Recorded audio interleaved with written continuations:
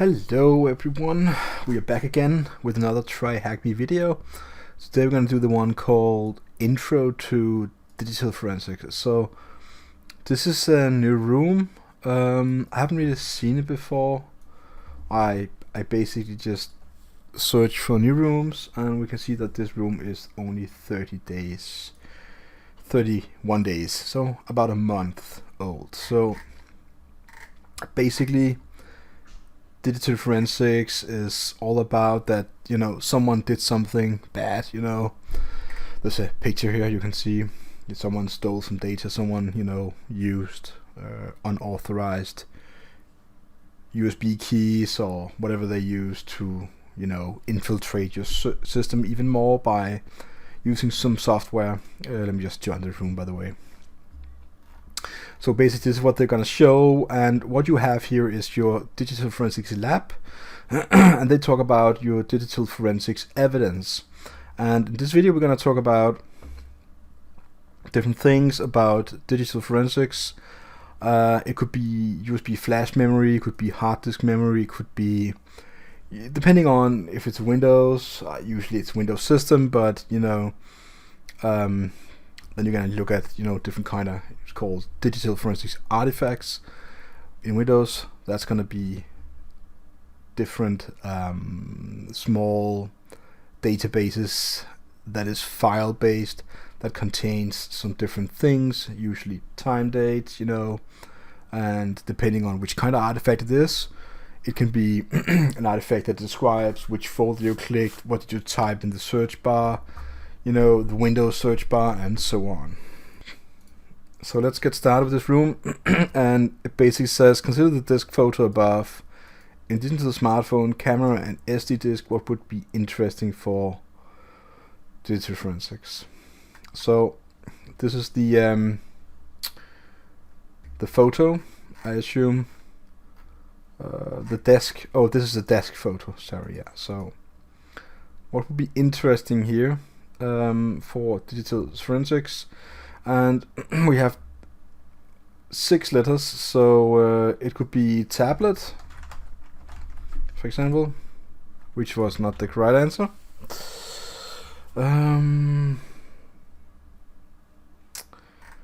It could also be this image. I'm not really sure which image. This is an actual desk. Sometimes it can also be the bin. I really haven't written the text, so let me just read it. So I'm gonna read the text and basically just pause the video just a few moments.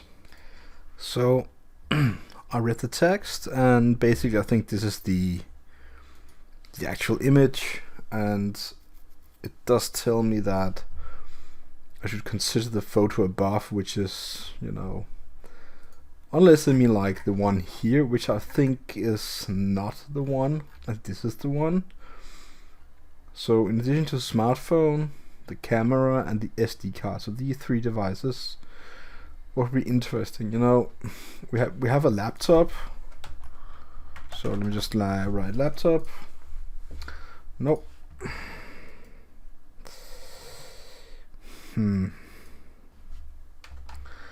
This is a thing. I'm not really sure what they mean then. Remember that are called notes. Post it. No? I must be sure. I'm not really sure what this puzzle is. What do they mean? No, I think I'm gonna skip this and just go forth. This is gonna waste too much of my time. So the initial question is, let me just see.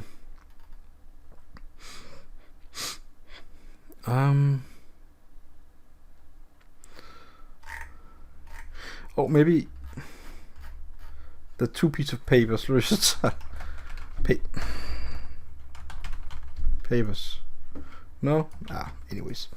Okay, so it says it is essential to keep track of who's handling it at any point in time to ensure the evidence is admissible in the court law. What is the name of this documentation that would help establish that? So we need some sort of name or some sort of documentation, and I think it should be chain of custody they probably mean in this particular case. and that is correct. This is basically telling you that whenever you are acquiring your forensic stuff through the digital media and stuff like that, you kind of need to do it in a certain way, because if you not follow the procedure, the one that's gonna be the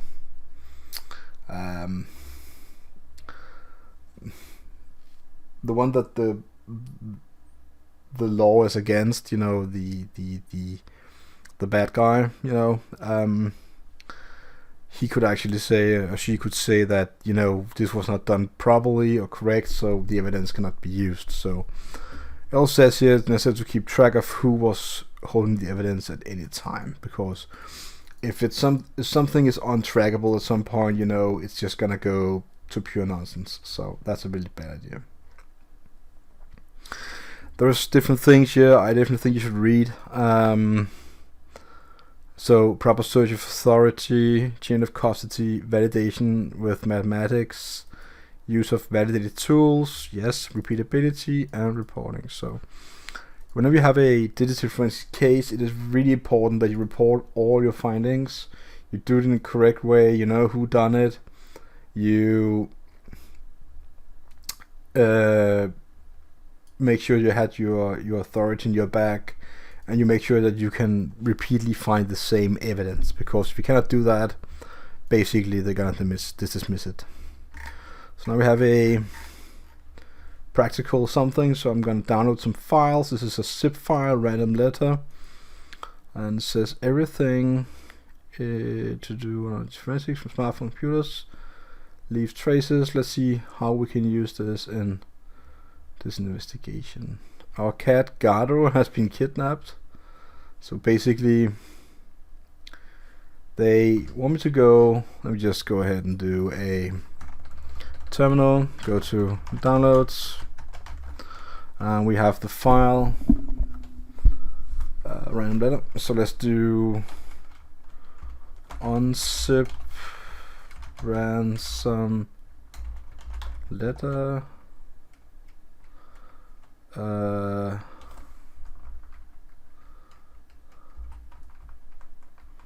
Did I forget? Alright, so let's see. So we got the letter image. Oh, what? Nah, anyway, it doesn't matter. The letter image. Let me just do this again. Yeah. And we have the ransom letter doc and the ransom letter PDF. So that's what we have right now. So yeah, we can download them or go to the attack box, and this is really good. So now they are basically asking us to use a program called PDF info on the PDF file. So, and using PDF info, we found the author of the PDF file. So let's go ahead and do that. So do we have a PDF info installed? We do not. So let's say we don't install it, and that's about it. So PDF info, and it's called ransom.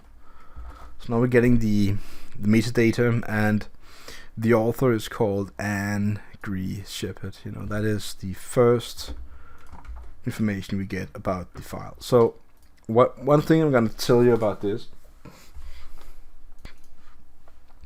the information we get here is the information tied to the actual file. In this particular case, it's the PDF file, but it doesn't really mean that that is a true name. It doesn't mean that this is the actual, doesn't mean that Anne did actually do anything of this.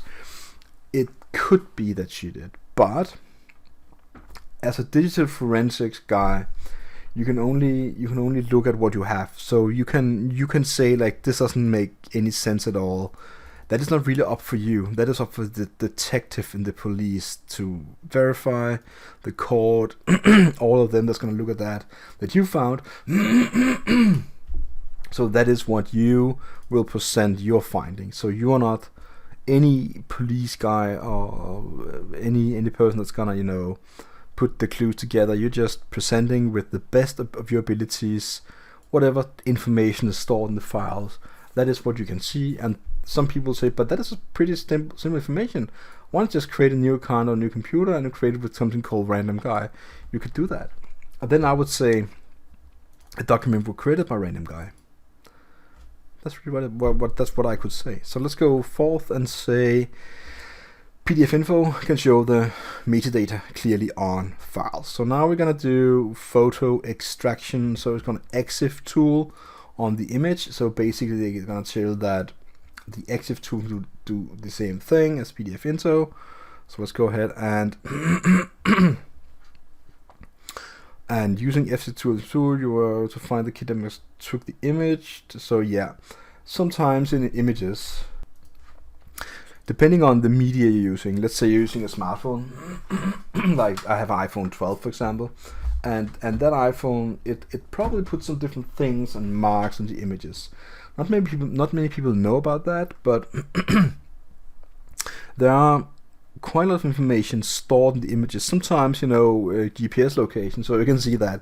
So that guy were standing really close to where you live when that image were, you know, taken. And so let's go ahead and look at the image we downloaded.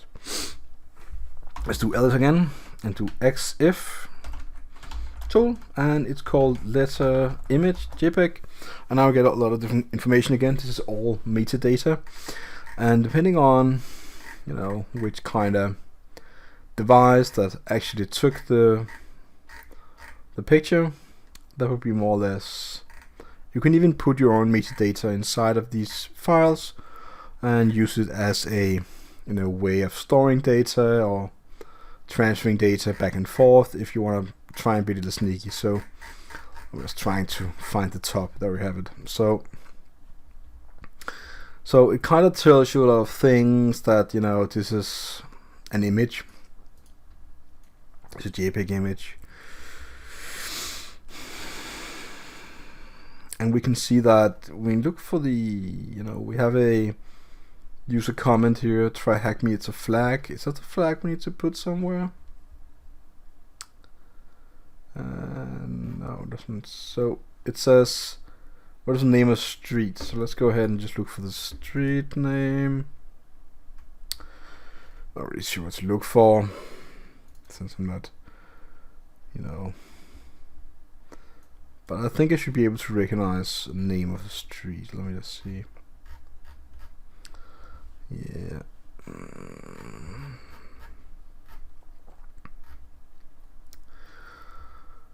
Oh, so many informations on this page here. Yep. So we're gonna scroll a little more.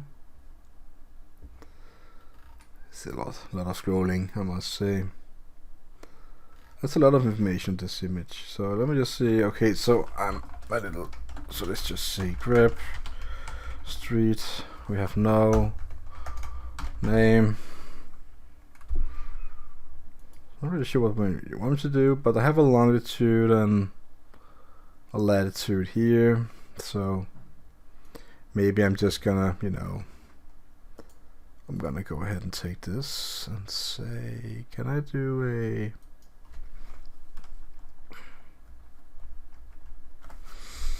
let's go ahead and do Google Maps and say, can I just put the numbers in? How does it work?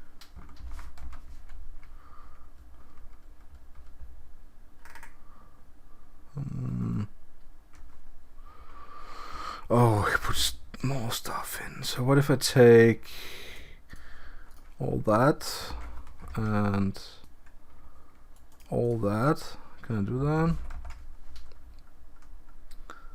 No, not really sure how to search this. Did I say tell me that in the tutorial? For into comma separate? Yeah, of course. I'm just a little tired. I'm sorry for that. So let's take that and do comma separation, of course. No, What's wrong with that? North, west. Did I do something wrong here? I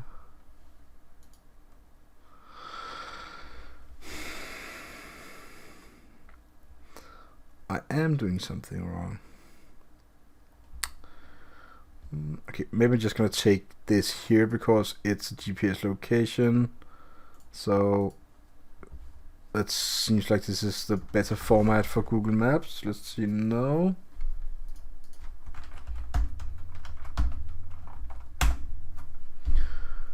Totally not working.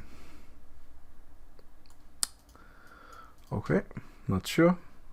Not sure at all. I'm just gonna use Bing. Let's just try that. There were no results for... What if I remove all the weird characters? Okay, so let's go ahead and try the thing they gave us here. Will that actually work? Of course that will actually work.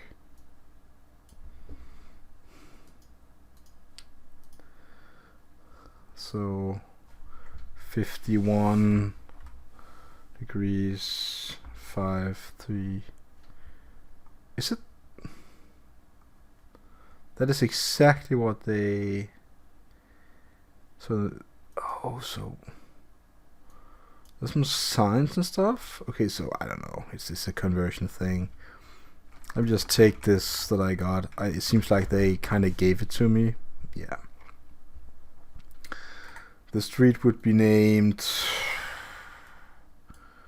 I don't know. I must be honest. What is the answer?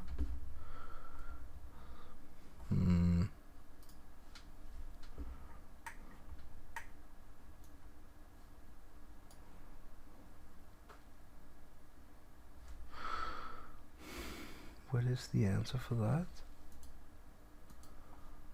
London Wall? Doesn't seem like that. Wall, London. I don't think that is, no.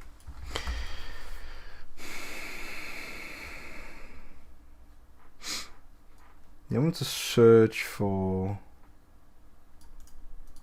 that.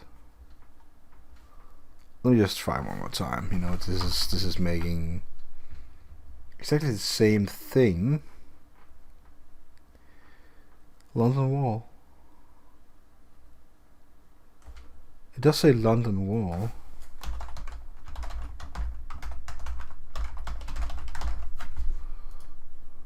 I don't know. What?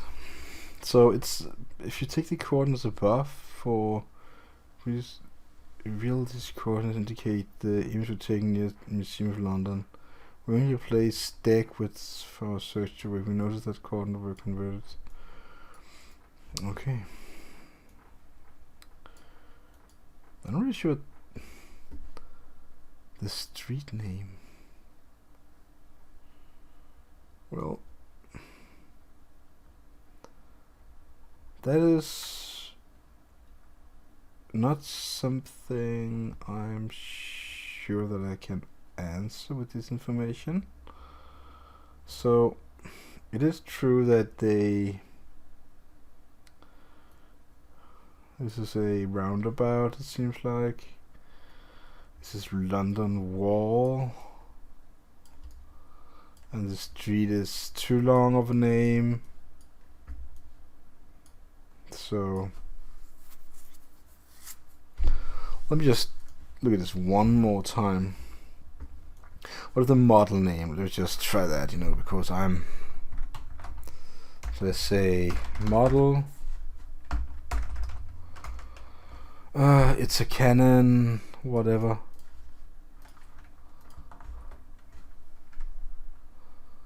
But yeah, I think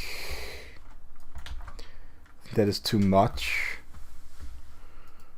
Was too much for it. probably Canon, something 3 and something 2, so I think I'm gonna grab for Canon, to be honest. No, maybe it's capitalized. So I think this would be the name for the model we're looking for. But let me just see, this bugs me a bit, so let me see. If you take the above coordinates and search, so is this the same? Is it the same? Is it 51 degrees and 30, 51, 90, 34, no, that is, oh, this is not the same. Alright, so maybe we can just take the, didn't we have the longitude and the latitude, because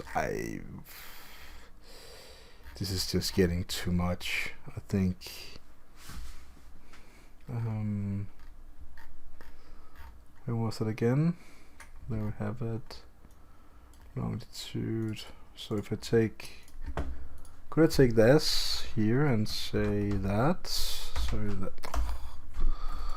Why would I not just? Sometimes it would be nice if it just did what I told it to do.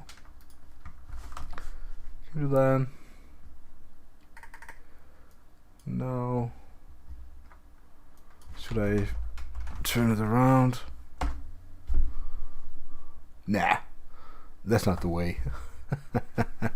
That's not the way. Oh, no.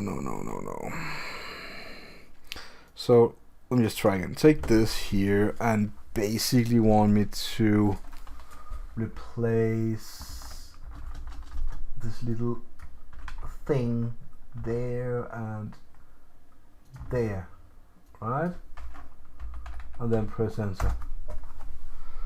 No.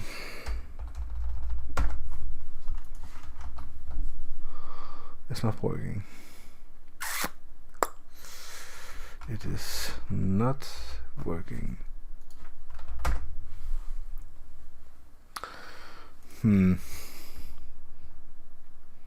This is not fun because this is some conversion issues. I'm not reading this wrong. If you take the above coordinates and search, we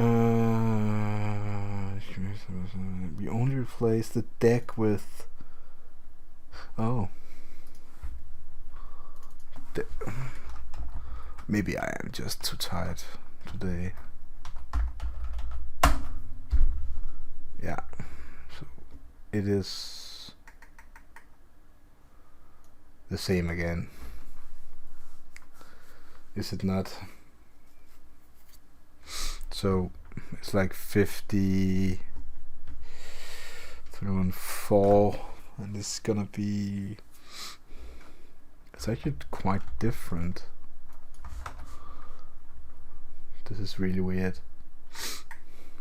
Okay, so now we got a better hit. It's called Milk Street.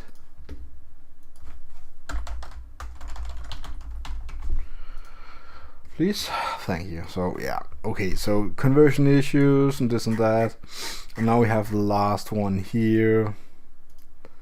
Not really sure what to write here with 6 letters. I tried all of them. Pencil. Is it? No.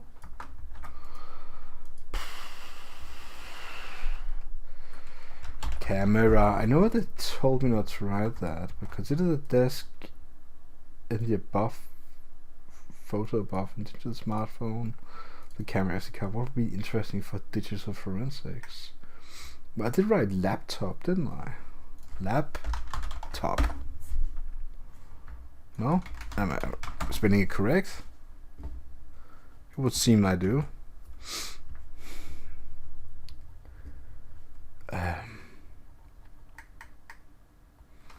Not really sure what to write here, I must be honest. Alright, so I wrote laptop again, and I think I just spelled it wrong the very first time. I think I wrote it with a spelled like a B or something, like a lad, whatever. That's the things that happen.